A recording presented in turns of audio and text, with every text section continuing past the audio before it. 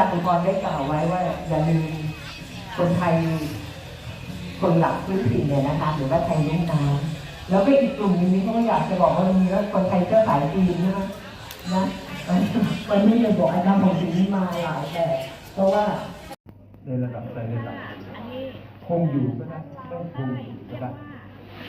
และขณะเดียวกันนั้นเนี่ยผู้นำของกลุ่มชาติพันธุ์มีประวัติตลอดมาทุกกลุ่มที่ผมเอ่ยชื่อและไม่เอ่ยชื่อหมู่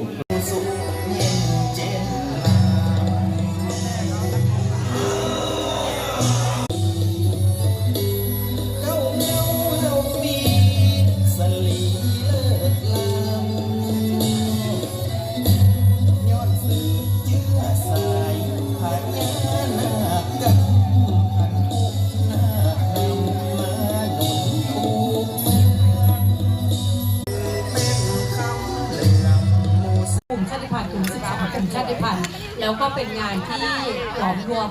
พลังของชาวจังหวัดลพบุรีได้อย่างดีเดินหม้อน้ำมงคลครับที่เราจะได้เชิญเดินนำเชิญแขกขึ้นเชิญพลังของกลุ่มชาติพันธุ์ทุกกลุ่มวันนี้มีตัวแทนกลุ่มละ2 ท่านจะได้ร่วมเป็นเกียรติในพิธีเปิดบนเวทีแห่งนี้ด้วยครับเพราะฉะนั้นในโอกาสนี้นะคะเรามา